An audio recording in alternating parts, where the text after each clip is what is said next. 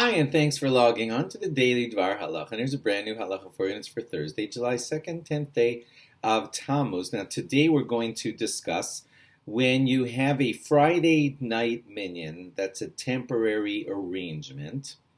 Like, for example, a family is getting together at a simcha hall, and they're having Sheva brachas there, so they've decided to daven mincha and marv there on Friday night. Does that group of people say Magen Avos at their minyan? Let's go straight to the Shulchan Aruch, and here it is. Oops, Shulchan Aruch is right there.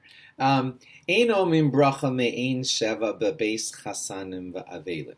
We don't say the bracha of Me'ein Sheva, that's what I'm calling Magen Avos. We don't say that at a Beis Chasanim, when you just have a bunch of people gathered together to have Sheva brachas or something. What's the reason?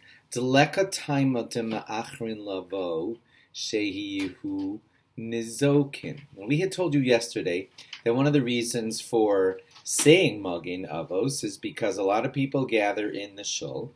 The shuls of olden times were outside of the city. Going home late after everyone was finished was kind of dangerous because you could be damaged out there, being all alone. So what they did was they added Magen Avos, which would give the latecomers a little bit of a chance to catch up, so everybody could walk home all together. Now, if that's the reason for putting in Magen Avos, when you're at a Beis Chasanim, a bunch of people gathered together having a Sheva brachas and making a Friday night minyan, there's no need to be saying Magen Avos at all, so it wasn't instituted. That's why you will find people who will not say Magen Avos when they're at temporary minyanim, a thing that's not like a set minyan where everyone's gathering there all the time. Now, but some of you might know situations where it is done, where people are saying Magen Avos at a temporary minyan. And I'm going to take you to Halacha Yomi from the OU, where that's noted as the opinion of the Magen Avram. A lot of people follow the custom that's contrary to the Shulchan Aruch that I just read you, and they say even when you're not in shul. Rav Moshe Feinstein Zatzal himself was asked this question, and said that once Chazal set it up, they made it like what we call a low plug.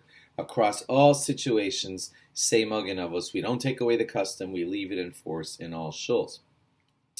And secondly, remember that we told you yesterday that there's a second reason for saying Magen Avos, and that's so that people who couldn't say Mekadesh HaShabbos Bracha and Shmon Esrei because they were illiterate or something like that, so the Chazan could be saying something out loud for all of them to answer. Well, if you're going to follow that reason, then it would make a lot more sense for people to say Magen Avos on Friday night.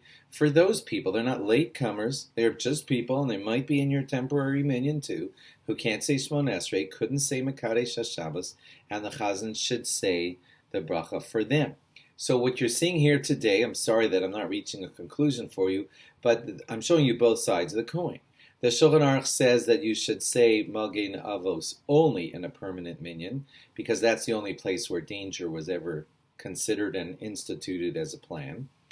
And then you have the Magen Avram who says, nope, everybody should be saying Magen Avos because there's a secondary reason, and that's mentioned by the Yerushalmi, which is that you want to say Magen Avos to be a bracha of Mekadesh HaShabbos for people who weren't able to recite it themselves. So, yes, I'm going to end with two opinions. Some people say that private minyanim that are temporary should not have Magen Avos on Friday night, and some say that they should. If you're instituting one, speak to your rabbi, get guidance from him, and ask him to help you decide what to do in this converging set of opinions. Thanks for logging on.